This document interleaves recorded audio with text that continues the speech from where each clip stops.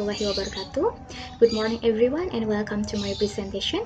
Thank you for watching my video. My name is Cici Cendriawati and I'm a lecturer at Faculty of Economics and Business, Universitas Islam Bandung, West Java, Indonesia. At this opportunity, I will explain to you about my research entitled Pesantren Leadership Model in the Disruptive Era, which is submitted to Social and Humanities Research Symposium 2020.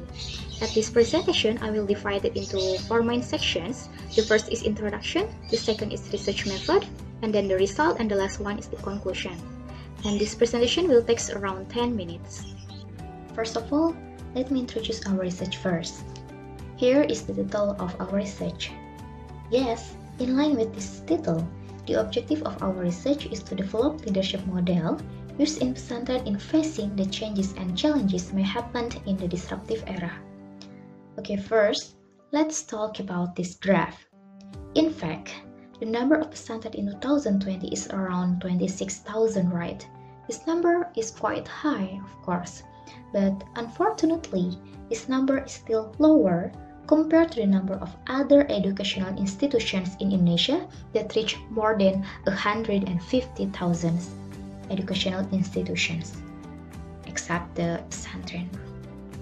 Beside of this fact, this graph also shows that the reason why we choose pesantren as the object of our study. This graph shows that there are decreasing number of pesantren from 2016 to 2020, from 28,000 to 26 or maybe to 27,000. Why this happened? It is related to the lack of sustainability of pesantren, right?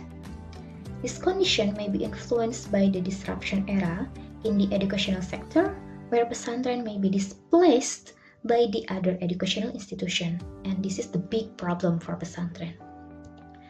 Here are several issues faced by the pesantren today. The first issue is related to the declining market. It is related to the decreasing number of students in the pesantren itself. The second one is related to the lack of financing, and the other one is related to the lack of trust from the society. The other one is related to the higher living cost in pesantren from year to year. And the other issues is about the leadership style or model of the leader, which means the kiai of the pesantren itself, that we will discuss in this presentation. Besides of that two reasons, the other reason why we choose pesantren as our object in this research is related to the high economic potential of pesantren itself. Yes, of course, there are a lot of potential from pesantren, which is related to the economic potential, right? The first one is related to the cooperatives, SMEs in Islamic economic sector. There are more than 1,800 pesantren that have potential economic in this sector. The second one is agribusiness sector, where there are 1,500 pesantren that have potential in this sector. And the third one is in farming sector. Maybe there are more than 1,100 pesantren with potential in this farming sector. And this is the distribution of pesantren in each province. This is the reason why we choose West Java as our object. It is because in this map we know that West Java is the province with the highest number of pesantren in Indonesia. So we choose 3 pesantrens with has a characteristic that applying entrepreneurship concept in their activities. And to reach our objective, which is to help the pesantren reach their sustainability, we use qualitative approach. Why? It is because we want to dig deeper information about the leadership model applied in the pesantren, and also to help us get more information, we also use multiple case study method, which is we use 3 case studies, which mean 3 pesantrens as our objects, so we can get more information about their issues and then their obstacles and their leadership model applied today. And we do some interview technique, which is semi-structured interview, to several interviewees in the pesantren, from the kiai or the leader of pesantren, and then the students, the teacher, and the staffs of the pesantren. So we got several data we need for this study, and we do a transcript for our interview result, and using Atlas TI to process the data. So we get the word clouding result, which is the keywords, important keywords we need to develop the leadership model in this study. And also we do open coding to support the data and to get more important keywords for our result, which is the result expected in this study is leadership model. And here are the results of this study. From the interview result from 3 pesantren studied, we got that there are 2 leadership style or 2 leadership model used in the pesantren. The first one is entrepreneurial leadership model, and the second one is situational leadership model. And this is the fact or the empirics that show that the pesantren use entrepreneurial and situational leadership model. And this is the word clouding result that shows that entrepreneurship concept become the basic concept applied in the pesantren. And this is the model for the first leadership model, which is the entrepreneurial leadership model. Actually, there are 5 basic skills in entrepreneurial leadership model. The first skills is spiritual skills related to the live with Quran, live with Allah, and Islamic 7 habits.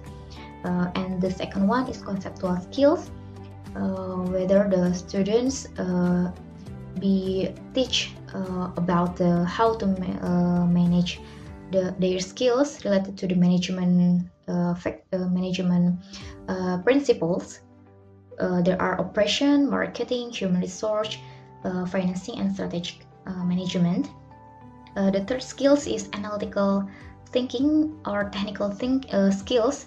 There are analytical thinking, how to generate idea, how to solve problem. The other skills is life skills, is how to develop self-confidence to the students and teachers and the staffs. And the last skills is, of course, entrepreneurship skills itself. It is related to how identify the opportunity, how to exploit the opportunity, how to manage the risk, how to take initiative, and how to get a highly motivation to do the business. In the first side of the entrepreneurial leadership model is related to how the role of entrepreneurial leadership in overcoming challenges and recognizing and exploiting opportunities in an entrepreneurial environment. Several intervening conditions that influence the objective achievement maybe is about the attributes, family, culture, and experience of the leader itself. So to reach the objective, to reach the competitive advantage, and to reach sustainability, the leader of the pesantren apply entrepreneurial leadership skills. There are 5 skills as I told before.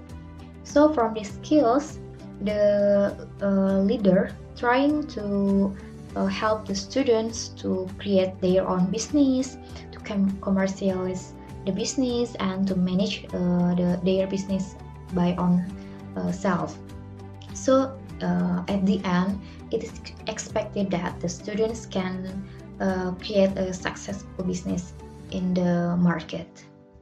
This is for the entrepreneurial leadership model, and this is the whole model for the entrepreneurial leadership model.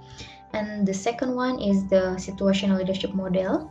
There are 4 models. The first one is directing. This is for people with low competence and various commitment. The leader trying to direct and about how and what to do to the teachers, students, and staffs. The second one is coaching. The leader become a coach. This is for some people with some competence and some commitment, where the leader motivate, influence, and develop the people's skills in the pesantren. The third one is participating or supporting for people with high competence and various commitment, where the leader allows people to do their goals but still participating on it. And the last one is delegating for people with high competence and high commitment, where the leader is delegating the goal and decision making to the teachers, staffs, or the students. And this is the conclusion. In brief, there are two types of leadership in our study. The first one is entrepreneurial and situational leadership model. The both leadership model are applied to help the pesantren in increasing the competitive advantage and to reach sustainability in this disruptive era. And the last one is, apart from the applied situational and entrepreneurial leadership models, the leader in the pesantren basically apply to leadership keys that become characteristic of their pesantren, which are imamah and khilafah.